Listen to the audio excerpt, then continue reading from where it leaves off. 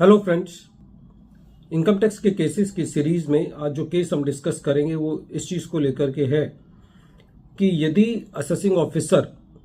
Section 147 red with section 148 की proceedings के अंदर असेसी के ऑब्जेक्शंस को डिस्पोज ऑफ नहीं करता या असेसी के ऑब्जेक्शंस को एक परफेक्टरी मैनर में एक नॉन स्पीकिंग ऑर्डर के द्वारा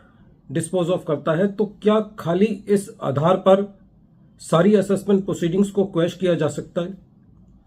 यही इशू ऑनरेबल हैदराबाद आईटीएटी की ए बेंच के सामने एक case assistant commissioner of income tax versus MR hills township private limited के केस में सामने आया। ये issue 126 ITR tribunal short notes 12 पर रिपोर्ट हुआ और इस केस का जजमेंट 31 जुलाई 2025 को आया। प्रेजेंट केस असेसमेंट ईयर 2008-9 से रिलेटेड है। प्रेजेंट केस के अंदर असेसी का जो बिजनेस है वो इंटीग्रेटेड टाउनशिप डेवलपमेंट का है। असेसमेंट ईयर 8-9 के लिए असेसी को सेक्शन 148 का नोटिस इशू किया गया। जब असेसी को सेक्शन 148 का नोटिस इशू किया गया तो असेसी ने अपनी जो आईटीवीआर वी थी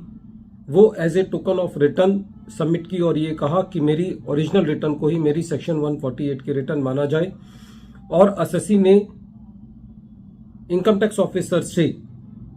रीजन सप्लाई करने के लिए कहा। असेसिंग ऑफिसर ने असेसी को रीजन सप्लाई किए,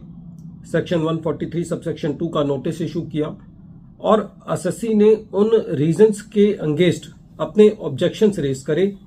मेन असेसी का जो ऑब्जेक्शन था वो ये था कि पूरा का पूरा जो सेक्शन 148 का नोटिस इशू किया गया है और जो रीजंस दिए गए हैं वो इस बात को दर्शाते हैं कि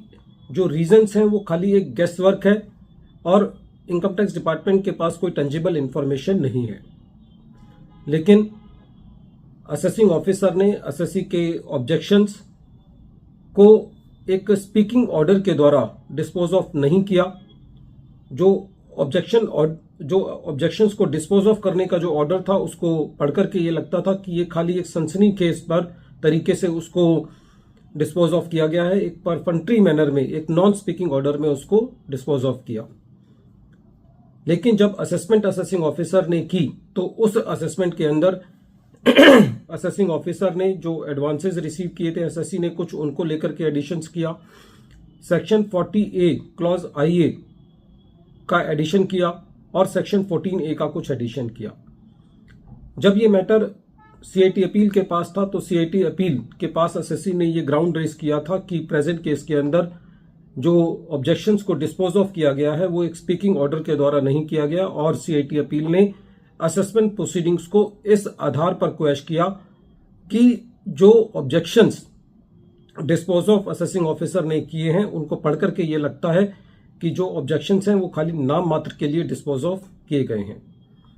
रेवेन्यू ने अपनी अपील ट्रिब्यूनल में फाइल करी और जब ये मैटर ट्रिब्यूनल ने सुना तो ट्रिब्यूनल का भी ये कहना था कि सीआईटी अपील ने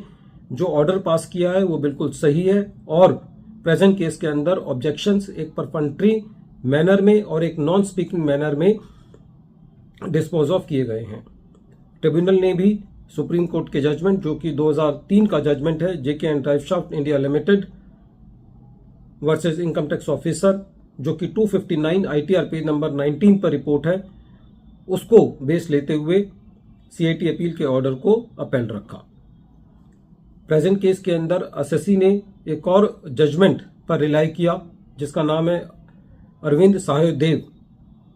वर्सेस इनकम टैक्स ऑफिसर जो कि 2023 का जजमेंट है और जो कि 22 आईटीआर ऑनलाइन 703 पर रिपोर्ट हुआ, जिसके अंदर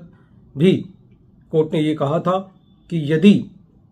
कोई ऑर्डर पास किया जाता है जिसके अंदर सुप्रीम कोर्ट के जजमेंट जेके एंड ड्राइवशाफ्ट का पालन नहीं हुआ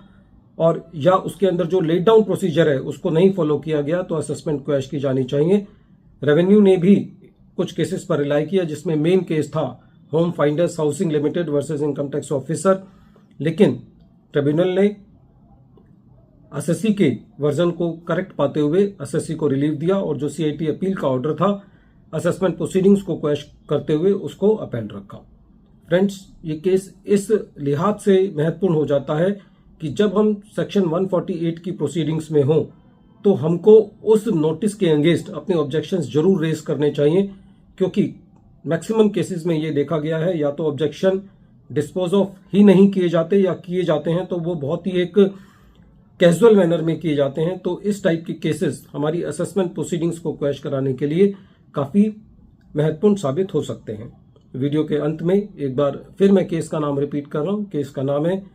assistant commissioner of income tax versus MR hills township private limited, और ये केस 126 ITR ट्रिब्यूनल चोट नोट्स 12 पर रिपोर्ट हुआ, और इस केस का जजमेंट 31 जुलाई 2025 को आया। Thank you friends.